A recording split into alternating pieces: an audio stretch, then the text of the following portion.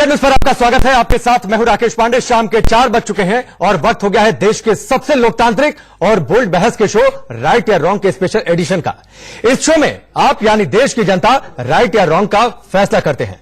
आज का मुद्दा है, क्या एआईएमआईएम चीफ ओवैसी अपने वोट बैंक के लिए देश की सबसे बड़ी अदालत का भी अपमान करेंगे? क्योंकि ओवैसी ने ट्वीट कर कहा, मुझे मेरी मस्जिद वापस चाहिए। ओवैसी का यह ट्वीट राम जन्मभूमि विवाद पर सुप्रीम कोर्ट के फैसले को लेकर किया गया है। आज पर इसी की बहस करेंगे, लेकिन सबसे पहले इस रिपोर्ट को आप देखिए। मुझे मेरी मस्जिद वापस चाहिए, मेरी मस्जिद वापस चाहिए। जय श्री राम, जय जय श्री राम।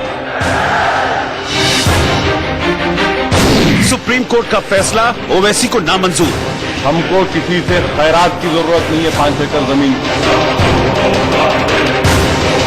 बार बार सुप्रीम कोर्ट को क्यों नीचा दिखा रहे हैं ओवैसी? ओवैसी जिन्ना के रास्ते पर देश को ले जाना चाहते हैं, देश इसका विरोधी है। मस्जिद लौटा दो या भड़का दो।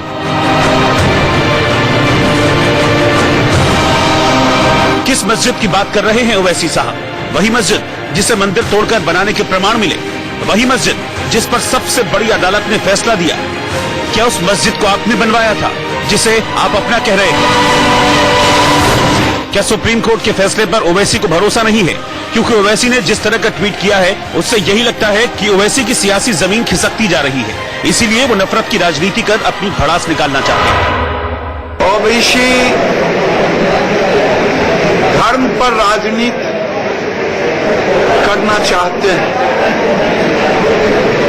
हम उसके विरोधी।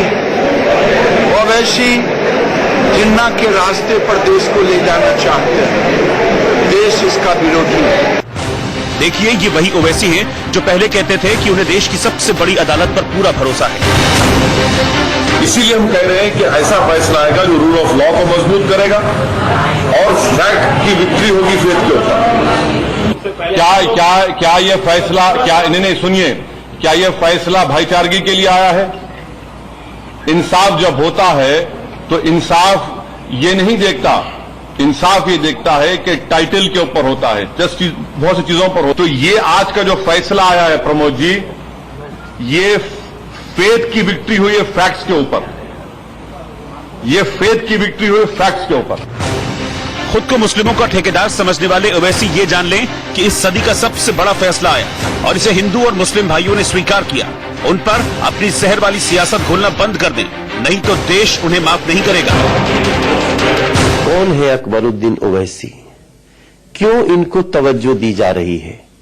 कौन वो लोग हैं जो अकबरुद्दीन ओवैसी की ऐसी दकियानुसी बातों को सुन करके देश के अच्छे माहौल में जहर घोलना चाह रहा है? ओवैसी का पूरा मुद्दा ही है कि देश के इस खुशी खुशी के माहौल में नफरत भरे, न हिंदू चाहता है न मुसलमान चाहता है। अकबरुद्दीन ओवैसी जैसे लोगों का बहिष्कार होना चाहिए। अपने आप को मजहबी मसीहा समझने वाले ओवैसी को ये मुगालता है कि उनकी नफरत भरी बातों के बहकावे में देश का अमन पसंद मुस्लिम आ जाएगा। लेकिन ओवैसी ये बात समझ ले कि पंच परमेश्वर का फैसला है, हर हिंदुस्तानी को मंजूर है और उनको भी जो मुस्लिम पक्षकार है। कांग्रेस ने फैसले के बारे में जो कांग्रेस वर्किंग कमेटी ने प्रस्ताव दिया है, हम उस पर कायम हैं और कहना चाहते हैं कि सर्वोच्च न्यायालय के निर्णय के अनुसार कार्रवाई हो। पर ओबीसी जी का तो हो गया है, इधर एक बार नहीं कई बार। आम आदमी जब अमन चैन से रहे तो भारतीय जनता पार्टी के लिए सुविधाजनक नहीं है। ओवैसी साहब वही कभी कभी जाने अनजाने बोल जाते हैं जो भारतीय जनता पार्टी चाहती है। असदुद्दीन ओवैसी कानून के बड़े जानकार हैं। उन्हें फैसले से नाराजगी है तो कानूनी रास्ता अपनाने का अधिकार है, लेकिन उन्होंने जो रास्ता अपनाया उससे लगता है कि ओवैसी माहौल बिगाड़ना चाहते हैं या सिर्फ सुर्खियों में रहने के लिए ऐसे बयान दे रहे हैं। Bureau report, India news. यह रिपोर्ट आपने देखी और बड़ा सवाल है कि जिन ओवैसी ने कानून की पढ़ाई की है, जिन्हें बैरिस्टर की डिग्री हासिल है, वो आज आखिरकार भड़काऊ ओवैसी कैसे बन गए? फेसबुक और हमारी वेबसाइट inkhbar.com पर वोटिंग लाइन्स अगले 30 सेकंड में खुलने जा रही है। आज का ऑनलाइन सवाल है, सुप्रीम कोर्ट का फैसला ओवैसी को नामंजूर है। इस पर आप वोट करिए। आपकी राय शो के दौरान आपके कमेंट्स और वोटिंग का नतीजा लाइव में पढ़ता रहूंगा, आपको बताता रहूंगा। और अब सवालों के सिलसिले की शुरुआत करें, लेकिन उससे पहले आपका परिचय आज के मेहमानों से करवा देते हैं। हमारे साथ जुड़ चुके हैं मनोज यादव, भारतीय जनता पार्टी के प्रवक्ता के तौर पर, विष्णु जैन जो कि वकील हैं हिंदू महासभा के, और 40 दिन तक जो सुनवाई चली उस सुनवाई में इन्होंने कोर्ट के सामने दलीलें रखी और उसके साथ ही इस फैसले के गवाह भी बने। इलियास शराफुद्दीन हमारे साथ पॉलिटिकल एनालिस्ट के तौर पर जुड़ चुके हैं। शशिकांत शर्मा है, वीएचपी के स्पोक्स पर्सन है, और हमारे साथ स्टूडियो में साध्वी कंचन गिरी हैं जो कि जूना अखाड़ा की प्रवक्ता हैं। सबसे पहले इलियास शराफुद्दीन मैं आपके पास आता हूं, और वैसे क्या इस देश में मुसलमानों के सबसे बड़े ठेकेदार है, बैरिस्टर की डिग्री है, उसके बाद भी सुप्रीम कोर्ट के फैसले के बाद कह रहे हैं मस्जिद वापस चाहिए। मसला यह है कि ओवैसी साहब, जस्टिस गंगोली सुप्रीम कोर्ट के जज ने जो कहा उसी को दोहरा रहे हैं। मुसलमानों के साथ नाइंसाफी हुई, वहां पहले मंदिर थी नहीं, एएनजा की और मंदिर तोड़ी नहीं गई। ये जब सुप्रीम कोर्ट तमाम बातें मान लिया तो फिर जालिमों के हक में फैसला क्यों गया, क्रिमिनल्स के हक में फैसला क्यों गया, और मस्जिद के हक में फैसला क्यों नहीं आया? जबकि वेदा गीता खुद ये जालिम किसको बोल रहे हैं? नहीं, ये जालिम किसको बोल रहे हैं? मैं आता हूं विष्णु, मैं आता हूं आपके पास, मैं इंटरप्ट इनको खुद करूंगा। पहले शराफुद्दीन आप बताइए, आपने जालिम किसको कहा? आपने जालिम किसको कहा? क्या जस्टिस गांगुली ने कहा? क्या जस्टिस गांगुली ने ओवैसी को बोला है कि वो बोले कि मस्जिद वापस चाहिए? नहीं, पहले बताइए। आप भड़का रहे हैं सीधे तौर पर, आप भड़का रहे हैं सीधे तौर पर, आप भड़का रहे हैं सीधे तौर पर शराफुद्दीन। नहीं, आप भड़का रहे हैं इस देश के लोगों को, आप भड़का रहे हैं। भड़काने की इजाजत किसने दी है? नहीं इलियास शराफुद्दीन, आप कौन होते हैं इस देश के लोगों को भड़काने वाले? आप कौन होते हैं इस देश के लोगों को भड़काने वाले? क्षमा मंगवाइए राकेश जी, इनसे क्षमा मंगवाइए, माफी मांगे देश की जनता से, बहुसंख्यक समाज से माफी मांगे, इनसे माफी मंगवाइए। आप इनसे आज तक में क्रिमिनल केस चल रहा, जो इनसे माफी मंगवाइए।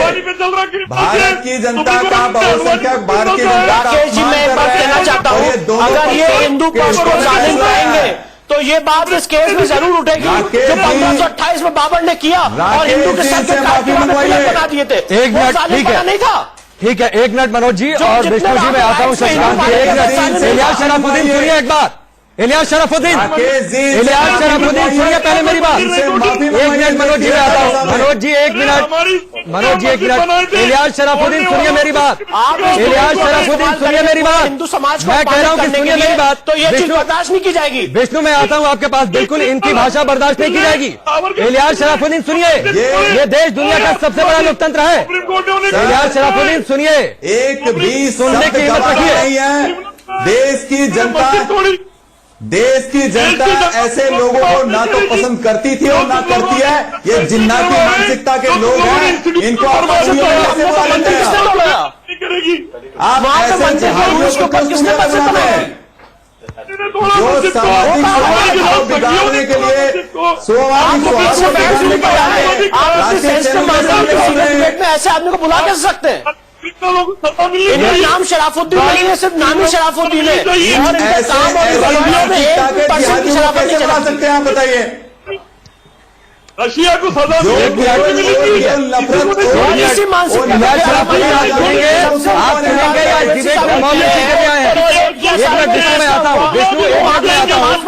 विष्णु जी मैं आता हूँ आपके पास। इलियास शराफुद्दीन एक मिनट, मनोज जी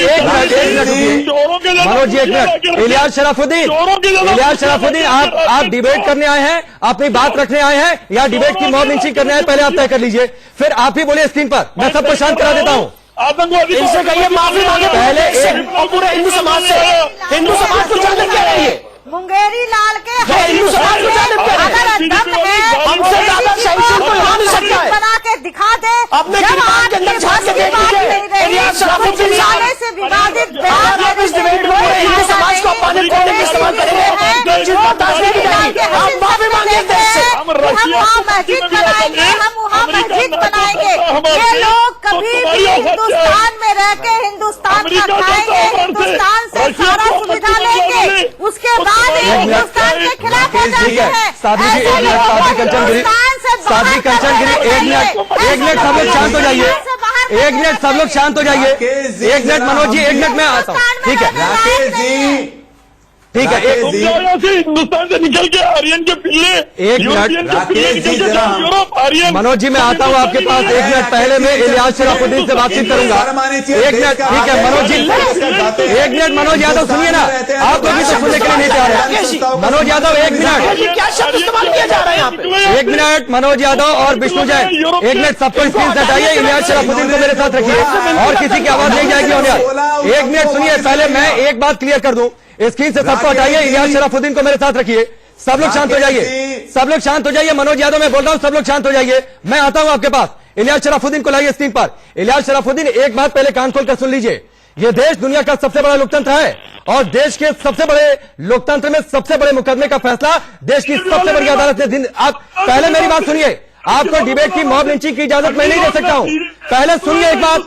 इलियास शराफुद्दीन या तो आप सुनिए या तो मैं आपकी आवाज डाउन करूंगा, या तो आपकी आवाज में डाउन करूंगा। आप नहीं है इस लायक कि आपकी बात सुनी जाए। आप जब इस देश की सबसे बड़ी अदालत का फैसला नहीं सुन सकते, आपको जो उस पर कानूनी अख्तियार है आप उस पर अपनाइए। जो आपका स्टैंड है उसे जाकर अदालत में रखिए, रिव्यू पिटीशन फाइल करवाइए ना। यहां पर आकर लोगों को भड़काएंगे क्या? एक बात सुनिए इलियास शराफुद्दीन, इलियास शराफुद्दीन एक बात कान खोलकर सुन लीजिए। इस माध्यम से और इस चैनल से आपको कतई ये इजाजत नहीं दी जाएगी कि आप इस देश के लोगों को भड़काएं, आप सुप्रीम कोर्ट के फैसले पर सवाल उठाएं। इस बात की इजाजत नहीं दी जाएगी। अगर आपको लगता है कि फैसले में कोई त्रुटि है तो आप जाइए, रिव्यू पिटीशन फाइल करवाइए आप। ठीक है, आप शांत रहिए। एक मिनट इलियास शराफुद्दीन आप शांत रहिए, इनकी आवाज डाउन करिए। इलियास शराफुद्दीन की आवाज डाउन करिए। विष्णु जैन को लाइए। विष्णु जैन, ये क्या तरीका है? इस देश में सुप्रीम कोर्ट से एक फैसला आता है, उसके बाद लोगों को भड़काते हैं ये लोग। देखिए, मैं यही बात कहना चाहता हूं, ओवैसी साहब के पहले के बयान और जफर अब्द जिलानी के पहले के बयान देख लिए जाएं। उन्होंने बहुत क्लियर तौर पे ये स्टैंड लिया था कि सुप्रीम कोर्ट का जो भी फैसला आएगा हमें मान्य होगा। इजाजत दी है कि सुप्रीम कोर्ट के फैसले का एक मिनट रुक जाइए ना। पहली कंचनगिरी 1 मिनट रुक जाइए। चाहता हूं विष्णु जैन वकील है, वो बताएंगे कि देश की सबसे बड़ी अदालत ने फैसला देते हुए क्या कहा। विष्णु पूरी करिए अपनी बात। और दूसरी सबसे इंपॉर्टेंट बात यह है कि नमाज के आधार पे इनको क्या कहते हैं 5 एकड़ मस्जिद दी गई है। और अगर ये सुप्रीम कोर्ट में रिव्यू पिटीशन फाइल करेंगे तो राकेश जी, मैं आपके सामने बहुत संजीदगी से कहना चाहता हूं कि हिंदू पक्ष भी जो इनको 5 एकड़ जमीन दी गई है बाबर के नाम पे, उसको हम भी चैलेंज करेंगे। देखिए, सुप्रीम कोर्ट का फैसला सबको मान्य था, ये हमारा स्टैंड था आपके सामने, आपके शो पे मैंने कितनी बार कहा है और इन्होंने भी कहा है। पर अगर ये अपनी बात से पीछे हटेंगे तो जो 5 एकड़ जमीन को खैरात में दी गई है वो भी नहीं दी जानी चाहिए। नहीं विष्णु, इस तरीके के शब्दों का नहीं। विष्णु एक मिनट, दूसरी सबसे विष्णु ओवैसी ने अगर खैरात शब्द का इस्तेमाल किया, हमने ओवैसी के इस शब्द पर सवाल उठाए, तो एक बात तो करिए, खैरात जैसे शब्दों का इस्तेमाल मत करिए। और मुझे लगता है कि अपने फैसले को ठीक तरीके से पढ़ा होगा। सुप्रीम कोर्ट ने अपने फैसले में कहीं भी खैरात जैसे शब्द का इस्तेमाल नहीं किया है। लेकिन राकेश जी, ये तो नहीं क्या ओवैसी साहब कह रहे हैं ना, तो मैं कहना चाहता हूं कि 5 एकड़ भी उनको जमीन नहीं देनी चाहिए। उनका कोई लीगल राइट वहां पे नहीं बनता है। ये जो 5 एकड़ जमीन दी गई है ये इस आधार पर दी गई है कि उनका हक है। पर अगर इसको वो चैलेंज करेंगे और कहेंगे कि 5 एकड़ जमीन उनको नहीं चाहिए क्योंकि खैरात है, तो इसको हम भी उसको कंटेस्ट करेंगे सुप्रीम कोर्ट सामने। दूसरी सबसे महत्वपूर्ण बात कहना चाहता हूं ओवैसी साहब की, और ये बात आप सब लोग इसको एनालाइज करिए। ओवैसी साहब की पार्टी का कोई कॉन्स्टिट्यूशन और मैनिफेस्टो उठा के पड़े, उनकी पार्टी के कॉन्स्टिट्यूशन में लिखा है कि यह पार्टी सिर्फ मुसलमानों के बेनिफिट के लिए और सिर्फ मुसलमानों की बात रखने के लिए बनी है। आज सवाल ये उठता है कि आज के संवैधानिक और इंडिपेंडेंट इंडिया में ऐसी दूसरी मुस्लिम लीग पार्टी को कैसे अलाउ किया जा सकता है? क्या आज हम एक पॉलिटिकल पार्टी बना सकते हैं सिर्फ हिंदुओं के बेनिफिट के लिए, सिर्फ हिंदुओं के अपलिफ्टमेंट के लिए? सुप्रीम कोर्ट ने जजमेंट दिया है कि धर्म के आधार पर वोट नहीं मांग सकते। और ओवैसी साहब आज जो कर रहे हैं, धर्म के नाम पे लड़ रहे हैं सुप्रीम कोर्ट के सामने और धर्म के नाम पे लोगों को भड़का रहे हैं। ओवैसी साहब बैरिस्टर है, मैं उनसे सवाल पूछना चाहता हूं, क्या आपने सेक्शन 114 सीपीसी का पढ़ा है? क्या आपने सुप्रीम कोर्ट का ऑर्डर 40 पढ़ा है जिसमें क्लियर तौर पर कहा गया है कि रिव्यू आप किस आधार पर कर सकते हैं? रिव्यू आप तभी कर सकते हैं जब आप उस मैटर में पार्टी हो। या ओवैसी साहब इस केस में पार्टी ही नहीं है, मुसलमानों को मार रही। आप एक राकेश जी बात समझिए, ओवैसी साहब इस केस में पार्टी ही नहीं है, तो रिव्यू कहाँ से फाइल करेंगे? ये सिर्फ और सिर्फ अपनी टीआरपी बढ़ाने के लिए। इसीलिए ठीक है विष्णु, आपकी बात सुनी, मैं अतिकुर रहमान का रुख करता हूँ। विष्णु, मैं अतिकुर रहमान का रुख करता हूँ, क्योंकि इलियास शराफुद्दीन से तो मुझे नहीं लगता है कि जिस तरीके की भाषा और शब्दों का इस्तेमाल कर रहे हैं उनसे आगे ज्यादा सवाल करना चाहिए। लेकिन अतिकुर रहमान, एक बात बताइए, बैरिस्टर की पढ़ाई की है ना ओवैसी ने, पूरे बहुसंख्यक समाज को पालित करे। विष्णु, एक मिनट, आपने अपनी बात रखी। अतिकुर रहमान बैरिस्टर की पढ़ाई की है ना ओवैसी ने। अगर आपको किसी फैसले में कोई त्रुटि नजर आती है, कोई ऐतराज है, तो जाकर जो कानूनी हथकंडे हो सकते हैं उसे अपनाइए, जाकर रिव्यू पिटीशन फाइल करिए, या फिर इलियास शराफुद्दीन या ओवैसी जैसे इस देश के लोगों को भड़काया जाएगा।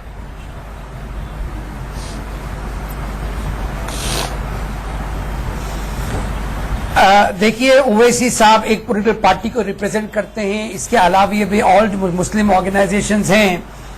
All India Muslim personal law board की भी कल मीटिंग होने जा रही है, उन्होंने भी ये चीज वाजे नहीं की है, कल फैसला लेने वाले हैं। तो जो कानूनी प्रक्रिया है वो होके रहेगी। विष्णु जैन साहब जो ये आपको आज बात बता रहे हैं, खैरात जैसा लफ्ज इस्तेमाल कर रहे हैं। नहीं, उन्होंने नहीं इस्तेमाल किया, उन्होंने ओवैसी के शब्दों को कोट किया। ओवैसी ने कहा था कि खैरात में नहीं चाहिए। ये शब्द आपको ठीक लगता है क्या? ठीक है, मैंने नहीं। मैं कंप्लीट करूं प्लीज? जी, मैं कंप्लीट करूं प्लीज? बिल्कुल। कल के front page times of India में वीएचपी ने डिक्लेयर किया है कि हम कहीं पर भी अयोध्या की लिमिट्स के अंदर मस्जिद की जगह नहीं दे पाएंगे। अब ये सवाल उठता है ओवैसी जी ने, क्योंकि पहले अतिकुर रहमान बीएसपी को जमीन देनी है क्या?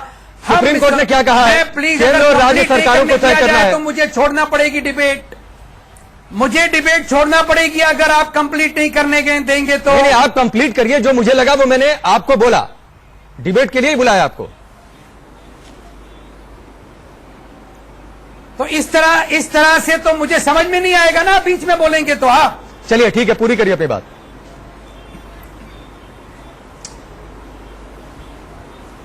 मुसलमान आज की तारीख में इस जजमेंट को इसलिए तस्लीम करना चाहते हैं ताकि मुल्क के अंदर सौहार्द बना रहे, कहीं पर भी बदअमनी ना आए।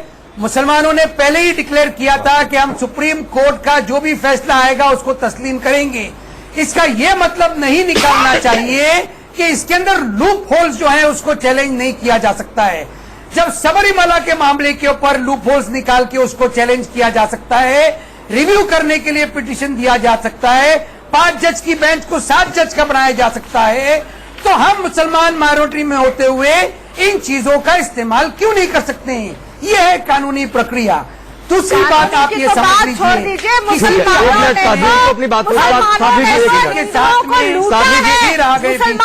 तो हिंदुओं को लूटा है। आप ये बताइए, कितने ऐसे मस्जिद है जो तोड़ के मंदिर बनाया गया हो, कितने ऐसे मंदिर है जहाँ मस्जिद है या तोड़ के हिंदुओं ने वहाँ अपना बड़ा मूर्ति स्थापित किया गया हो, और मुसलमानों ने हर मंदिर को तोड़ के अपना मस्जिद बनाया है। तो कौन अच्छा है ये बताइए? आप आज कानून की बातें कर रहे हैं। आप लोग शुरू से ही लूट बना रखे हैं। मैं आपको वादा करता हूँ, और उस पर राज करना शुरू से ही मुसलमानों ने ऐसा किया है, और आज भी वही मंशा रखते हैं आप लोग। कम से कम आप में दम है तो अपने दम पे कुछ बना के दिखाइए ना। किसी का तो लूट और चोरी करके झंडा अपना मत गाड़िए।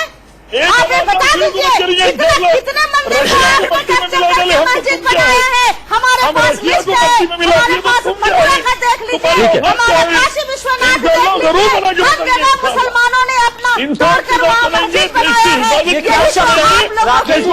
ये शब्द है कि तुम्हारी आप ऐसे शब्दों में कैसे? साध्वी कंचन गिरी, 1 मिनट रुक जाइए ना। मैं आपको ठीक बोल सकता हूँ ना। मैं 1 मिनट अतिकुर रहमान, 1 मिनट रुक जाइए ना, 1 मिनट रुक जाइए ना। मैं इतनी देर से सुन रहा हूँ ना आप लोगों को। चीज हराम है, लेकिन काम आप वही कर रहे हो।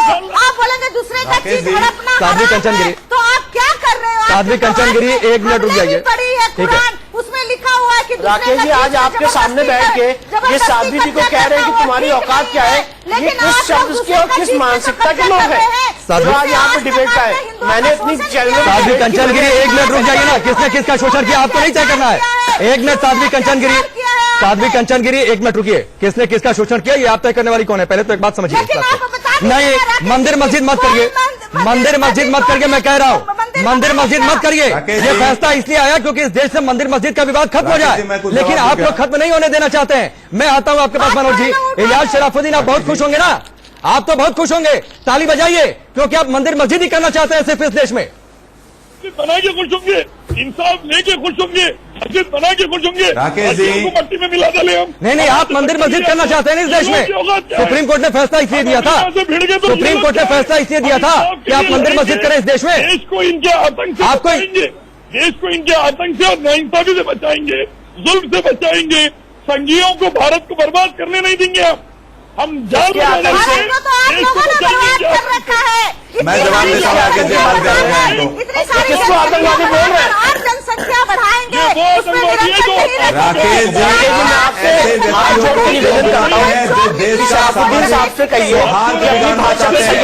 मैं आपसे ही बोल रहा हूँ राकेश जी, इस तरह की भाषा जरा ये बताइए कि ऐसे लोगों को आप क्यों बुलाते हैं जो समाज का सौहार्द बिगाड़ना चाहते हैं। इनको टीवी चैनल के माध्यम से, आपके टीवी चैनल के माध्यम से ये अच्छा संदेश दिया जा रहा है और ये परिपक्व लोकतंत्र है, इस परिपक्व लोकतंत्र की निशानी है। 9 नवंबर को फैसला आने के बावजूद भी, उसके बावजूद भी हमारा सामाजिक सौहार्द बना रहा, लेकिन ओवैसी जैसे लोग और इन जैसे लोग जो है वो चाहते हैं कि देश का सामाजिक सौहार्द बिगड़े।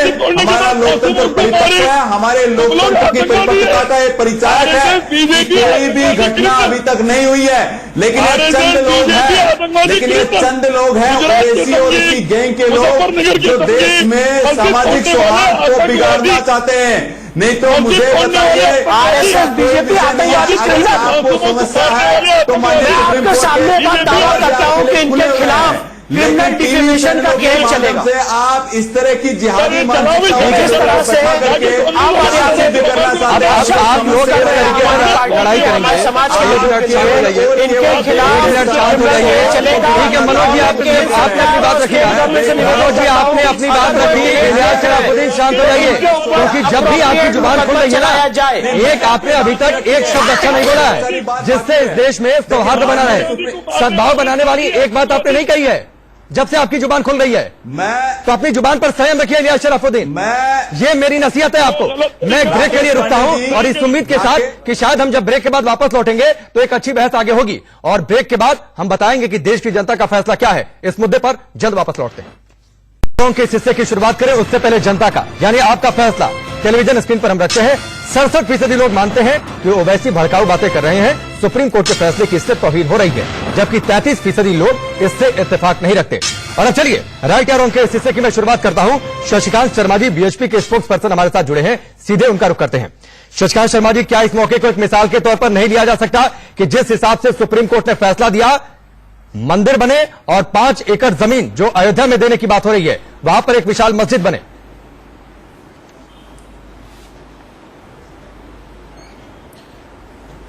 नहीं, वो मस्जिद बने या क्या बने वो बात की बात है। अभी इतनी जारी जो बहस हुई है ओवैसी की बात हुई है। ओवैसी खाता हिंदुस्तान में है, रहता हिंदुस्तान में है, सुख सुविधा पूरी हिंदुस्तान की लेता है और एक आतंकवादियों वाली भाषा का इस्तेमाल करता है।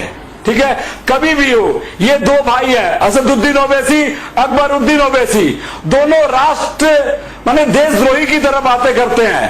कोई बोलता है मुझे न्यायपालिका पे भरोसा नहीं है, कोई बोलता है 15 मिनट के लिए पुलिस हटाने की तय कर दूंगा। कभी भी असदुद्दीन ओवैसी ने अपने भाई की गलती को लोगों के सामने नहीं माना। इसको बर्बाद करने की बात, अरे इसको मुझे बोलने दीजिए। ये जब भी बोलता है ये मुल्ला खड़ा हो जाता है। मैं जब भी बोलता हूँ मुल्ला खड़ा हो जाता है। तुम्हारे से दलाल, अंग्रेज के दलाल, के पिल्ले, एक मिनट, शशिकांत और इलियास शराफुद्दीन, शशिकांत और इलियास शराफुद्दीन, इन दोनों लोगों की आवाज पहले डाउन करिए, इन लोगों की आवाज पहले डाउन करिए। शशिकांत जी और इलियास शराफुद्दीन, बहुत ही शराफत से आप लोगों का सम्मान करते हुए हाथ जोड़कर एक बात मैं आप लोगों से रिक्वेस्ट कर दूं, आप लोग इस पैनल पर सम्मान के साथ बुलाए गए हैं एक डिबेट के लिए, एक डिस्कशन के लिए, ना कि यहां पर एक दूसरे के लिए अपमानजनक शब्दों का इस्तेमाल करने के लिए। तो आप दोनों लोग पहले अपनी भाषा सुधारिए और सीखिए कि नेशनल चैनल पर आकर किसी मुद्दे पर अपनी राय रखते हैं तो उसका तरीका और सलीका क्या हो सकता है। ये दोनों लोग इस बात से इत्तेफाक रखिए। इलियास शराफुद्दीन, आपके लिए भी ये बात मैं कह रहा हूं, क्योंकि जब से आपने अपनी जुबान खोली है लगातार आपने गलत भाषा का इस्तेमाल किया है। और शशिकांत जी, मैं आपके पास थोड़ी देर से आया, लेकिन ये मुल्ला मुल्ला क्या होता है? क्या ये भाषा है क्या नेशनल टेलीविजन पर? चलिए अपनी बात पूरी करिए, लेकिन संयम के साथ। मैं आप दोनों लोगों को कह रहा हूं, अपनी बात रखिए लेकिन संयम के साथ। क्यों बोल रहे हैं? हम दलाल है क्या? हम दलाल है क्या? अंग्रेजों की दलाल की बात रख रहे हैं, अंग्रेजों को लेकर लिखे माफ कर दो। आप लोग ना ही बोलिए, आप लोग ना ही बोलिए, क्योंकि आप लोग मेरी अपील और मेरे हाथ जोड़ने को आप लोग उसका गलत फायदा उठा रहे हैं। बेजा इस्तेमाल कर रहे हैं, आप लोग बेजा इस्तेमाल कर रहे हैं। अतिकुर रहमान, चलिए आइए। ठीक है, ठीक है, आप दोनों लोग शांत रहिए। अतिकुर रहमान, लोकतंत्र की दुहाई दी जाती है ना इस देश में, कानून की बातचीत की जाती है, कानून का राज है इस देश में। लेकिन एक बात आप बताइए कि यहां पर अगर सुप्रीम कोर्ट से कोई फैसला आए, फैसले में त्रुटि है, तो उसको विरोध करने का एक तरीका होता है ना, जाकर अदालत में अपील करिए, अदालत में अपील करिए।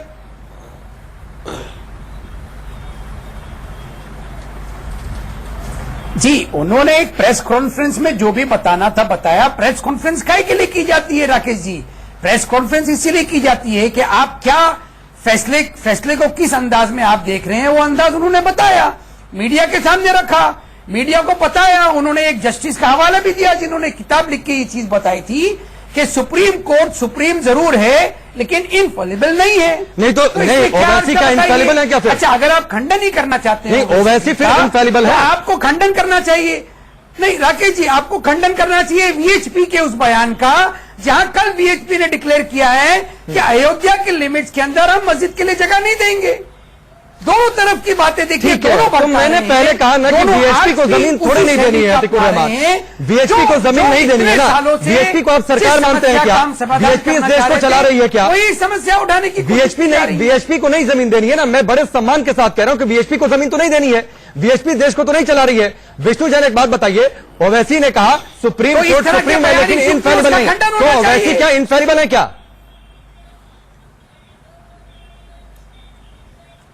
देखिए, आपने बहुत अच्छा सवाल पूछा। ओवैसी जी ने देश की सबसे वर्मा साहब का, जस्टिस वर्मा की किताब और अगर वो सुप्रीम कोर्ट के जजमेंट से अनसेटिस्फाइड है, डिससेटिस्फाइड है, तो मैं एक मिनट रहमान साहब, मैं आपसे ही सवाल पूछने जा रहा हूं। एक मिनट मुझे मौका दीजिए अपनी बात रखने का। देखिए, सबसे इंपॉर्टेंट बात है, अगर सुप्रीम कोर्ट का जजमेंट पढ़ेंगे 1075 पन्ने का, तो उसमें बहुत ही क्लियर शब्दों में कहा गया है कि इनर कोर्टयार्ड और आउटर कोर्टयार्ड दोनों पे हिंदुओं का एक्सक्लूसिव पोजीशन माना है एविडेंस के आधार पर। मैं यहाँ पे कोई लड़ाई नहीं करना चाहता हूं, मैं आपके सामने तथ्य रखना चाहता हूं। इनर कोर्टयार्ड और आउटर कोर्टयार्ड में एक्सक्लूसिव पोजीशन माना है हिंदुओं का।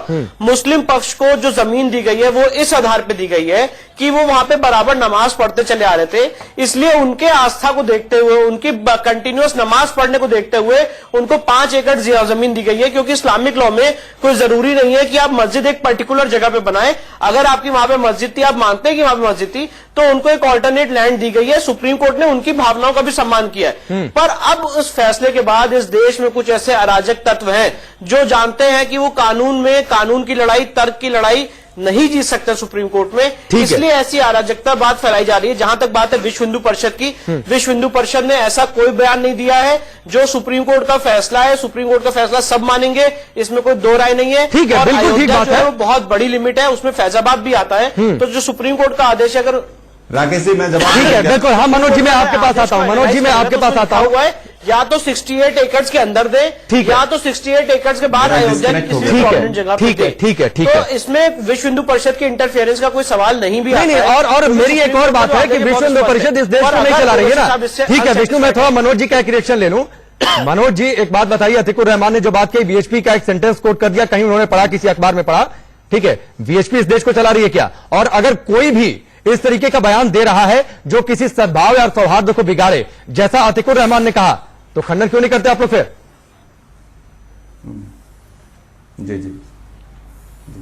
देखिए, हम लोग इस सामाजिक, देश के सामाजिक सौहार्द को बनाकर रखना चाहिए, और ये परिपक्व लोकतंत्र की निशानी है कि 9 नवंबर को फैसला आने के बावजूद भी सारे पूरे देश के अंदर सामाजिक सौहार्द बना हुआ है। लेकिन कुछ चंद लोग हैं जो अपनी राजनीतिक रोटियां सेक रहे हैं। मैं इनसे पूछना चाहता हूं, अगर आप भारत के नागरिक हैं तो सर्वोच्च न्यायालय में विश्वास रखिए, पूरी प्रक्रिया है, सर्वोच्च न्यायालय खुला है, उनके दरबार खुले हुए हैं, आप वहां जाकर जो करना चाहते हैं कर लीजिए, लेकिन इस देश का सामाजिक सौहार्द मत बिगाड़िए, मत बिगाड़िए, मत बिगाड़िए। और माननीय सर्वोच्च न्यायालय की संवैधानिक पीठ ने यह फैसला दिया है, आप इसको मान सकते हैं। अगर आपको लगता है कोई समस्या है तो रिव्यू पिटीशन डाल सकते हैं।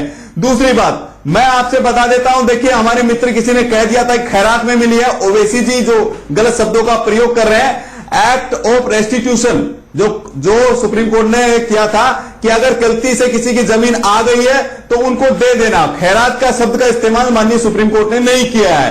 जहां तक वीएचपी का सवाल है तो हमारे सर्वोच्च न्यायालय ने बहुत अच्छा फैसला दिया है, हमारे संविधान की परिपक्वता को दिखाता है।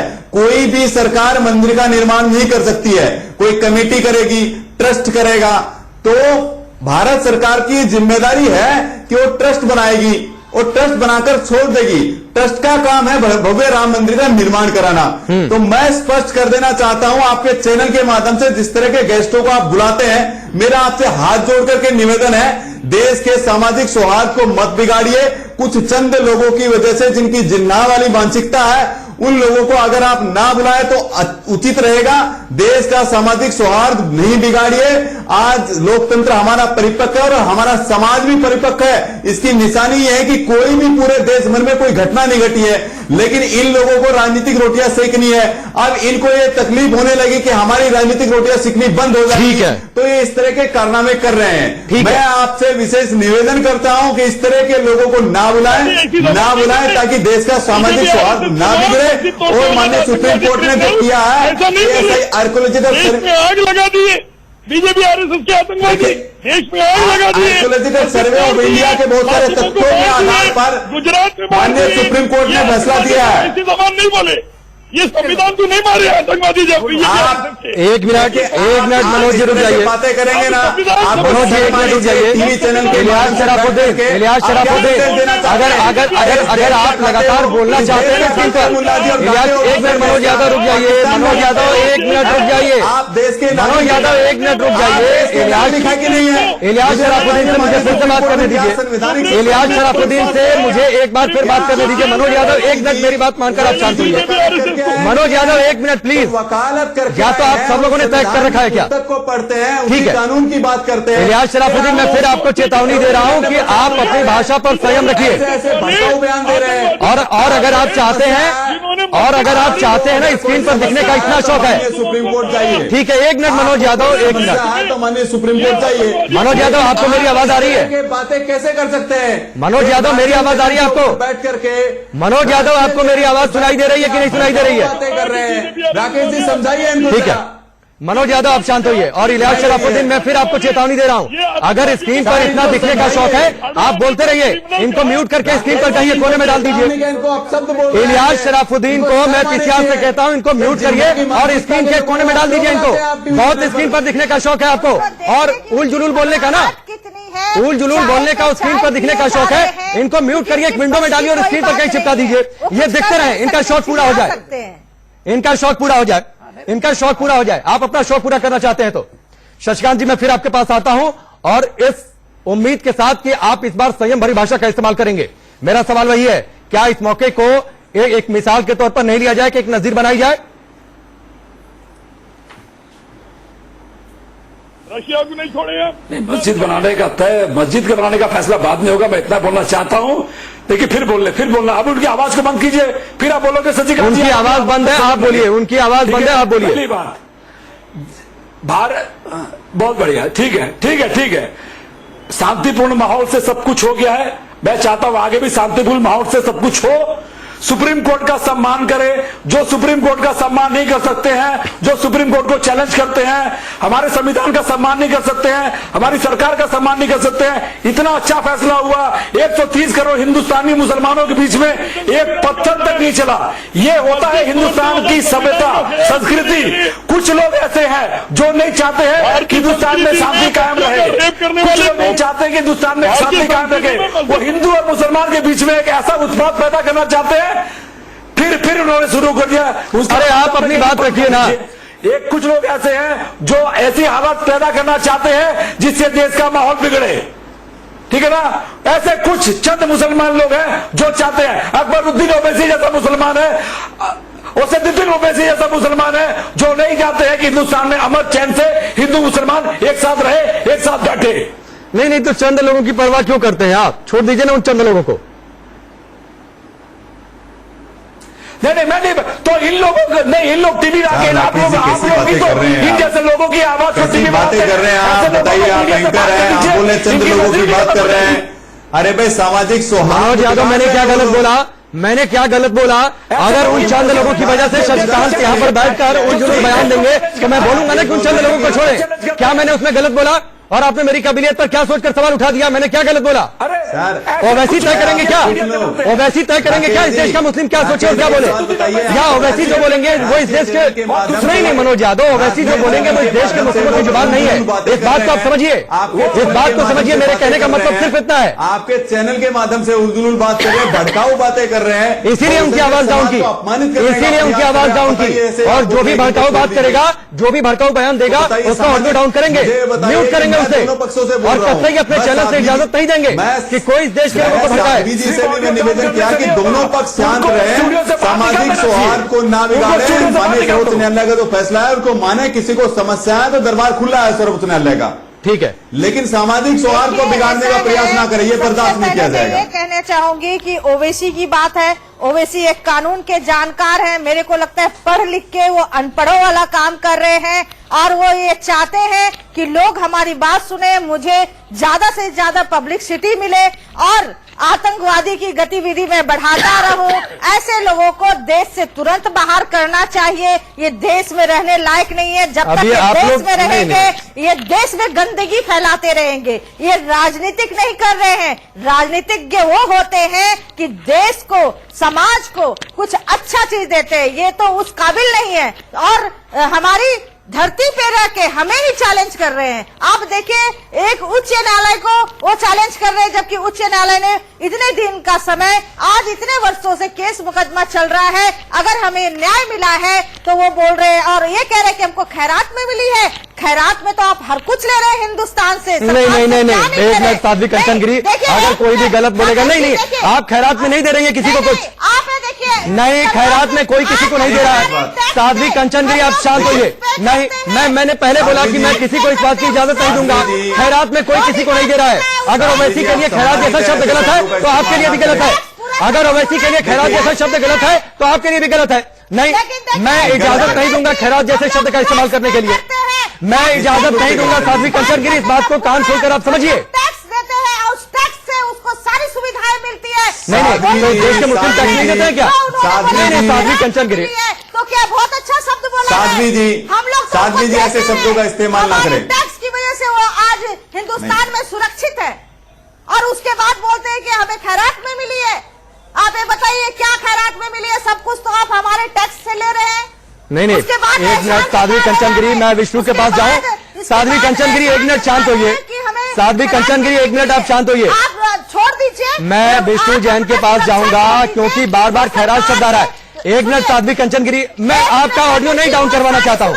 सुनिए, मैं आपका ऑडियो नहीं डाउन करवाना चाहता हूँ। आप चाहती हैं क्या? आप चाहती हैं कि मैं आपका ऑडियो डाउन करवाऊं, मैं म्यूट करवाऊं? नहीं, आप शांत हो जाइए। मैं नहीं सुनूंगा, मैं नहीं सुनूंगा। साध्वी कंचन गिरी, सरकार से वो सुविधा लेना छोड़, साध्वी कंचन गिरी, आप चाहती हैं, सुविधा लेना छोड़, आप चाहती हैं, अगर आप मेरी बात नहीं मानी तो मैं आपका भी ऑडियो डाउन करवाऊंगा। एक मिनट शांत, बंद करिए इनकी आवाज। नहीं, साध्वी कंचन गिरी का ऑडियो डाउन करिए, ठीक है। विष्णु जैन, बार बार खैरात शब्द का इस्तेमाल हो रहा है। आप बताइए, सुप्रीम कोर्ट ने अपने फैसले में क्या टर्म यूज किया है? जी देखिए, सुप्रीम कोर्ट ने कहा है कि आर्टिकल 142 के तहत उनकी विशेषाधिकार को इस्तेमाल करते हुए मुस्लिम पक्षकारों को 5 एकड़ जमीन दी जाए अयोध्या के किसी भी प्रोमिनेंट एरिया में। खैरात शब्द का कोई इस्तेमाल सुप्रीम कोर्ट ने नहीं किया है। और यहाँ पे जितने लोग बात कर रहे हैं कि वो रिव्यू पिटीशन डालना चाहते हैं, ओवैसी साहब बैरिस्टर है, मैं उनसे भी ये कहना चाहूंगा कि काइंडली अगर आप बैरिस्टर हैं तो सेक्शन 114 सीपीसी पढ़ लीजिए, जिसमें जो पार्टी नहीं है वो रिव्यू पिटीशन फाइल नहीं कर सकता है। तो देश के लोगों को गुमराह कर रहे हैं, लॉ के अगेंस्ट बात कर रहे हैं। और सुप्रीम कोर्ट रूल्स ऑर्डर 48 भी चीज की इजाजत नहीं देता है कि जो व्यक्ति पार्टी नहीं है वो किसी भी केस में रिव्यू पिटीशन फाइल करे। और रिव्यू पिटीशन के बहुत ही स्ट्रिक्ट ग्राउंड्स होते हैं, उस ग्राउंड्स में उनकी ये बातें मीट नहीं करती हैं। रिव्यू पिटीशन आप तभी फाइल कर सकते हैं बात मुझे लगता है विष्णु, ये बात ओवैसी जानते हैं कि वो पिटीशन फाइल नहीं कर सकते हैं, इसीलिए मीडिया में आकर और ट्विटर के जरिए उलझुल बोल रहे हैं। तभी वो भड़का रहे हैं, तभी वो भड़का रहे हैं कि उनके भड़कावे में इस देश का मुसलमान इस फैसले को ना माने और कोई ना कोई जो इस केस में पार्टी है वो उनकी बहकावे में आके रिव्यू पिटीशन फाइल कर दे, क्योंकि वो रिव्यू पिटीशन फाइल नहीं कर सकते। तो ये उनकी राजनीति नंबर 1 है। और दूसरी सबसे इंपॉर्टेंट बात ये मैं कहना चाहता हूं कि जिसने भी इस फैसले को एनालाइज किया और पढ़ा है, 1075 पन्ने का फैसला पढ़िए पहले। यहां पे लोगों को पहले आतंकवादी और भगवादारी और जितनी गालियां आप देना चाहते हैं देने से पहले कम से कम अपना इंटेलेक्चुअल लेवल बढ़ा लीजिए। और 1075 पन्ने के फैसले में हिंदू पक्ष को जमीन उनके फेथ के आधार पर नहीं दी गई है, सुप्रीम कोर्ट ने ये अपने फैसले में क्लैरिफाई किया है। और मुस्लिम पक्ष को भी ऑल्टरनेट जमीन दी गई है, क्योंकि उनका वहां पे एक राइट बनता था। तो जो आज मुसलमान कह रहा है कि वो रिव्यू फाइल करना चाहता है, क्या ये भी सोच ले वो अपने पैर पे कुल्हाड़ी नहीं मारने जा रहे? एक बात विष्णु जैन, एक बात मुझे और समझा दीजिए, कानून को आप बेहतर जानते हैं। विष्णु जैन, एक बात और समझा दीजिए, आर्टिकल 142 की बात आ रही है रिव्यू पिटीशन पर। जिस तरीके से मुस्लिम बोर्ड भी कह रहा है कि वो जाएगा, अगर वो फैसला 17 तारीख को लिया जाता है तो वहां भी तो आर्टिकल 142 को चैलेंज करेंगे। कैसे चैलेंज कर पाएंगे 142 को?